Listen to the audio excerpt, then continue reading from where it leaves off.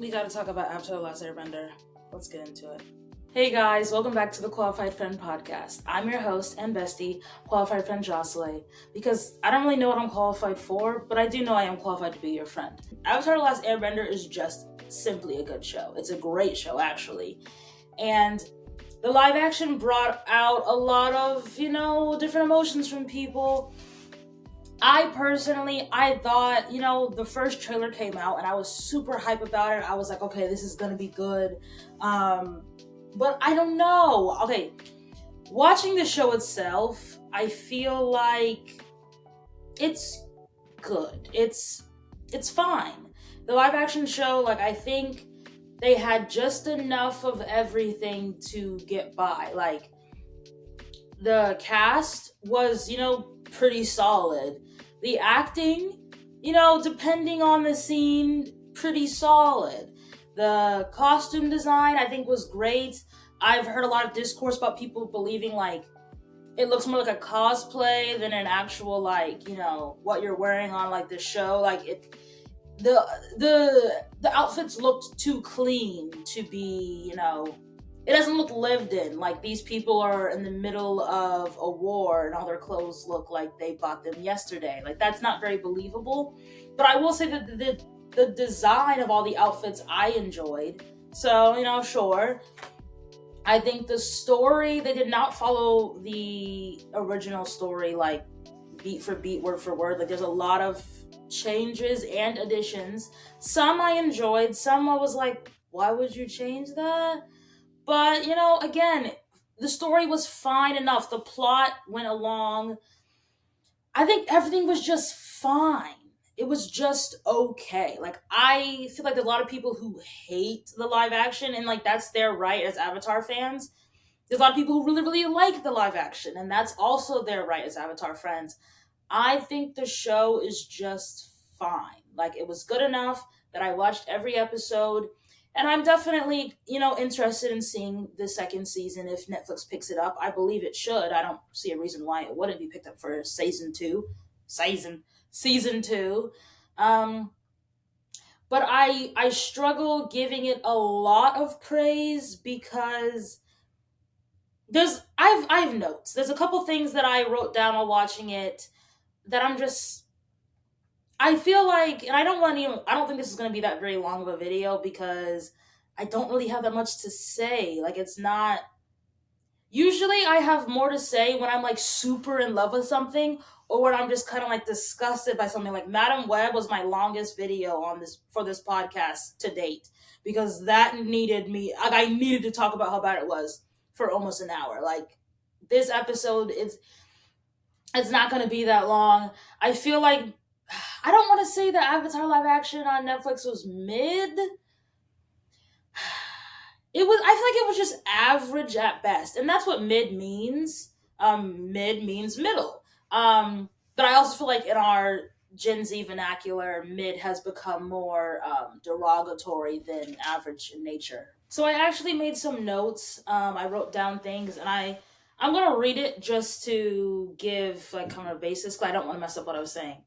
I feel like the live action on Netflix has a lot of irony on it because it didn't have a balance. And literally, the entire theme and point of the Avatar: The Last Airbender, the story, the moral, all of it, Avatar is all about balance, the four elements. And keeping that balance in check, that's what the Avatar does.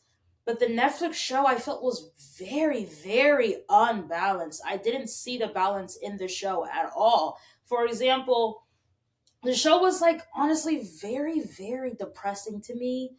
I cried maybe 5 times while watching it, and it wasn't necessarily that I was moved by the characters. It was more that I'm just sitting there and I'm thinking about war and genocide and children dying, and I'm thinking about how Aang is super sad and Aang is worried that he's failed everyone, and Aang finding out that every airbender is dead now, and Aang, you see what I'm saying? The show very rarely had lighthearted moments or humor, And I do think that there were some jokes put in there, but a lot of them didn't land for me. A lot of there was I could tell like this is definitely a joke. They're setting it up. This is supposed to be funny, but it definitely fell flat. And I kind of felt bad for not laughing, but it's also like if you don't make me laugh, that's kind of on you if you're not funny. Sorry about that. Eh, eh. Like the original show is a masterpiece of showing extremely hard themes, like thematically, like breaking your heart, and also being a very funny, charismatic show as a whole. It really is like the live action never had a chance to be as funny or charismatic as the animated show because the animated series has a lot of, animated pieces of it. Like it had facial expressions and over the topness that I do feel like is possible to come through in a live action setting. I would say like the show One Piece. And I don't necessarily want to compare the One Piece live action with the Avatar live action, but you kind of have to because these are both shows that are made by Netflix, or at least rolled out by Netflix on their platform. And I just feel like in general the One Piece live action was way more enjoyable to watch as a show because it actually was funny and it actually had charisma and it actually was lighthearted at points. The One Piece live action actually did an amazing job showing that you can have silly, goofy, crazy moments and also have very serious, gut-wrenching moments. The moment where Luffy is like, "I got your back." Like that you know the scene if you know what I'm talking about. And he gives her the hat. That was a powerful moment. And that power translated in the animated show and in the live action.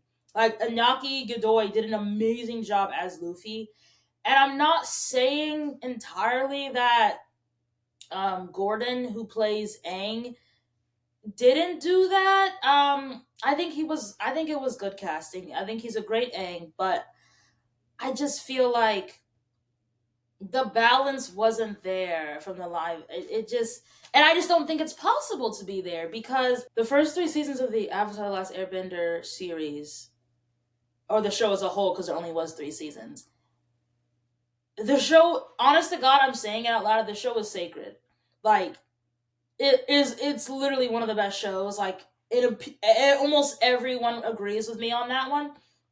So trying to make a live action, it was never going to live up to the like. You can't touch the animated series. You can't do it. Um, and even going back to One Piece is, a lot of people agree, is one of the best animes ever created. And I don't feel like the live action One Piece could ever live up to One Piece's prowess. However, they did their gosh darn hardest to do so, and they still made it an incredibly enjoyable show to watch. Because I feel like the bottom line is like, if you're not going to be able to reach people's expectations, at least make it fun to watch, At least make it like, like, do your thing. Like, I feel like the Avatar show didn't do its thing. Like, it just was kind of like there to be there. And I don't know, it just made me really sad. The irony of the live action show is that it has no balance. The show was just sad. The lightheartedness or even the funny moments were next to none. The show was not fun to watch. It just made me really freaking sad. And that's not what Avatar is. The show has heartbreaking moments, but it also is funny. And the fact that it just didn't translate for me in the live action screen, the balance wasn't there. Avatar is inherently a very funny, charismatic, childlike show. It has joy, it has so many things. And for the live action to decide to just kind of keep it sad, that's not okay with me. But I will say the moments I liked the best were moments that made me cry. Like in the live action, they showed Uncle Iroh at his son's funeral, and that scene fully made me cry. Like I was gone. But I really liked that scene. I liked how Zuko was showing honor to his uncle. I think that was a great scene that was done very well, and it was in addition because we don't see the funeral in the original show. So I think it was a great addition, and I really, really enjoyed that. Let's go over things I liked. So I have a list here. I really, really enjoyed the actor who played Jet. I think his character was really good. I liked how they introduced him, which is not as they introduced him in the original story, but I really enjoyed Jet's character. I liked seeing the refugee camp. I think it was great, but Jet was only in one episode, maybe two, but I think he was only in one episode. And that's not okay with me. I think Jet is such a good character that they definitely should have fleshed him out a lot longer. They should have talked to him a lot more. And I also want to talk about like the pacing of the show. Episode 1 of the show, I thought the pacing was going to be really slow, like kind of like the Percy Jackson live action series, which I also thought was good. But the pacing of Percy Jackson was really, really rough. Like that show, they drug that out as long as they could. And I was really worried about the pacing of the Avatar live action because I was like, episode 1 was also kind of slow, so I was like, the pacing's gonna be bad again. But the pacing was actually, I think, way too fast. Like they like ripped through anything involving certain characters. Like the Omashu plot, I feel like was only 2, maybe 3 episodes. I don't know. I feel like the pacing was fast and slow at the same time. Like stuff I wanted them to like take more time on, they immediately got up out that thing. And stuff that like I was like, where is this? Why hasn't this happened yet? They kind of just, I don't know. It's just they kind of took too long. I feel like they took too long to get to the Northern Water Tribe. Like for me, I was sitting there like, "Hey yo, where's the Northern Water Tribe? Like, what are we doing here?" And that was only 2 episodes in length. The second to last episode, and then the finale of season 1. I feel like it took them way too long to get to Northern Water Tribe. I'm sorry. It just felt like, why are you guys not there yet? The Omashu plot, I feel like, was very quick, but also very slow. Like, it was very quick because why, like, let's bring back Jet. Let's talk to him more. Like, he's a very good character. Why are we just skipping by him? But also, I feel like they spent a lot of time with King Boomy, and I love King Boomy. But I just feel like this is getting, you're kind of dragging it out. I don't know, like the pacing of the show was kind of weird. Like it was back and forth for me on a lot of parts. Other things I liked. Let's go back to my notes. I liked how they did the Cabbage Man. My cabbages. I just think I love the Cabbage Man. I think he's just the best character. Like I just think he's so funny. And I don't know if it was perfect how they implemented him in the first season, but I did enjoy how they implemented him in the first season. I think it was pretty good. Yeah, I liked it. It was fine. The secret tunnel scene. Sorry, I am. That's if I'm being honest. The only thing else I said that I liked on the show was I liked Jet, I liked the Cabbage Man, and I liked Iroh. I don't think Iroh was perfect, but I do think I found him endearing, and I liked the guy who played him, so I liked Iroh. We're getting into things I didn't like now. Why on earth would you have the secret tunnel scene and Aang wasn't there? That made me mad. That made me upset. Also they kind of disregarded the fact that the whole point is like the cave, like the crystals on the cave wall, like that was the kind of the point to lead them. And they said, no, that wasn't the point. That didn't make sense. Like, why would you change that? Why would you? Anyway, I liked the rendition of Secret Tunnel. Again, wasn't perfect, but it was fine. Like a lot of stuff is like it's fine. Some stuff made me mad though. Like the whole point is like two lovers. Like I prefer seeing that with Katara and Aang, which is foreshadowing of their future relationship. Seeing Katara and Sokka was strange. I mean, sibling love does exist. I love my siblings; they love me. But I didn't love it. I didn't love it. I feel like when you mean two lovers, you mean people who are gonna get married one day, not married to each other one day. I guess you could say grammatically, Jahsoulay, Katara, and Sokka will get married one day, but not to each other. Ooh. Anyway, so I didn't like that. I didn't like that at all. I didn't like it one bit. Other things I didn't like. Mm, let's just get into Sokka being the Rizzler. And yes, Sokka literally is the king of Riz. Let's not get that twisted.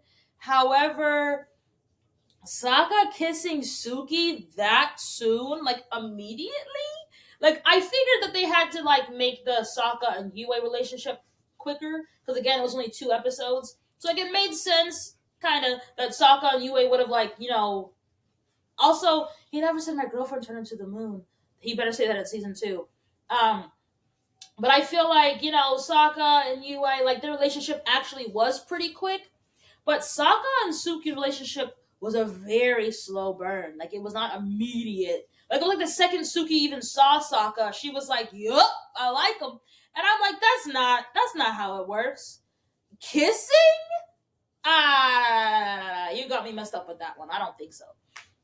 And it also kind of makes Sokka seem like a jerk, if I'm being honest, because how did you go from kissing Suki relatively a couple days ago? Like, the timeline of season 1 is very weird to me. How long did the events of season 1 take place? Like over a couple days, a week or two? It's very unclear. Um, but it had to have been less than a month. Season 1 happened in less than a month for sure. And the fact that Sokka went from kissing Suki to immediately trying to get with Yue. And also, wasn't he trying to get with like an Earth? I No, no, no, no, no. I feel like there was like a third girl Sokka was trying to riz up too, but maybe I'm mistaken. But for a fact, he kisses Suki and Yue in season 1, and that kind of just makes Sokka seem like a player. Like he does have Riz, but I don't think he's a player like that. Like he kind of seems disrespectful to Suki. If you're talking to me, I didn't like that. I didn't like that. I did like seeing Sokka with his hair down in that one scene because it's kind of like reminiscent of like that one scene where Sokka's in the tent and then he has like the rose in his mouth and the feet up and then he's like hello and then Zuko comes in and he's like so I think that was kind of funny like Suki but like no you ruined it, don't do that. Suki does not like him in season 1, stop it. Or maybe even if she does they don't like I didn't like it. I didn't like it. You made me upset. Don't do that again. That was crazy. That was honestly. I feel like that's one of the biggest mistakes they made in season 1 is making Sokka a player. Like they tried to get rid of his misogyny and sexism, but they replaced it with him kissing multiple girls in less than a week. What Netflix? What you doing there? What you doing? No, don't do that again. That was crazy. That was crazy. Other things I did not like. Sokka doesn't really seem as funny. Um, Kiyoshi basically took Aang's body at one point. That was kind of weird. I mean, it was awesome to see Kiyoshi. Like, girl went off. Yo, Kiyoshi does not play. I absolutely love her. I would never mess with her. I don't got a bad thing to say just in case she tries to come for me. I'm not trying to tussle with Kiyoshi. I don't think so. But that was just kind of weird. Other kind of weird things. In the episode 1, Zuko had like these statues of the Avatar on like a dresser, like a bookshelf kind of a thing. I don't know. It was like a thing that just had levels to it. I don't know what you would call that. But he had statues of different avatars, and then when Aang was taken out of the iceberg, those avatar statues like eyes glowed, and I was just like, what are those and why do they exist? And I don't think that's a thing in the original, and like why is it doing that? Like I thought that was really weird. Like are those and like they're never seen again, never brought up again. Zuko does not even mention it. Like we never see those statues again. So why were they even in there? Very weird. I'm sorry, but that's just really weird. I did not like Katara's hair loopies. Because Sokka, that's what Sokka calls them, so that's what I'm going to call them. I felt like Katara's hair loopies looked so fake the entire show. Like it did not look like that was the actress's real hair braided into loopies. which I feel like would not have been hard to do. And I could be wrong. That could have been her real hair braided into the loopy thingies, but it just looked like her hair looked. It looked like they were synthetic attachments, like they kind of like clipped into her hair. Like it did not look like her actual hair. And I feel like it's very simple to just braid hair and then put it back. Like I just don't. I don't know. That just her hair just looked so weird to me. The loopies looked so fake to me the entire time. Um, I don't know. Other than that, I'm gonna close with this, and I also wrote something else. So here's how I think they should have done the live action. Right? I think it would have been really cool is if instead of the live action rehashing the first 3 seasons of the show, which are sacred and do not need to be touched, they should have just left it alone. I think instead they should have just created a continuation of the characters after Sozin's comment. Like, what would it have been like for Zuko to start being the Fire Lord? Like, what would have looked like? We should have showed that the beginnings of Aang and Katara's relationship. Like, let's see that. Like, let's see what was it like in the beginning of the relationship. Let's see Toph continue learning and trying to master metal bending, and her first thought processes of maybe I should teach other people, maybe I should create a police force. Seeing Sokka learn how to be a leader and continuing in that and starting to just like come into his own and just learn. I think it would have been a way better opportunity for the show or the live action, instead of touching something that's already, honest to God, nearly perfect. You should have just kind of created your own thing, and I think that would have been better received. I think it would have been really cool to see, age up the characters. Let's see what they're doing, in the aftermath of Sozin's comment and Aang defeating Ozai. I think that could have been a really interesting show. I would have watched it. And now I feel like we're gonna have to wait 2 or 3 more seasons before we ever see those characters, do that. And again, I know that there's already, a graphic novel created of what happened, but the live action, they're not gonna get to the aftermath of Sozin's comment at least for 2 more seasons. And it's like, do I really want to wait? I just think it would have been so much better if they went that direction. It's like, let's take the characters people love, let's age them up a little, and let's just see what new adventures they could have gone on.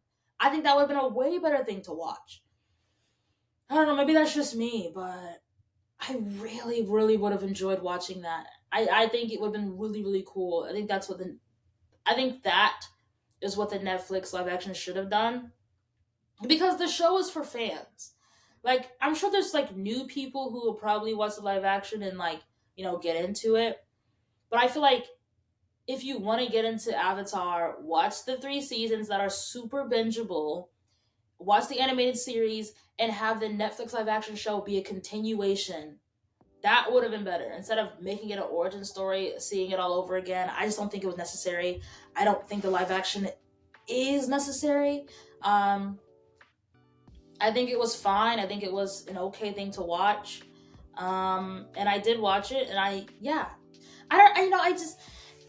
this video is really hard for me to make because I really don't have that much commentary on it, to be honest. I'm pretty much like in the middle, kind of ambivalent about it, but I do care.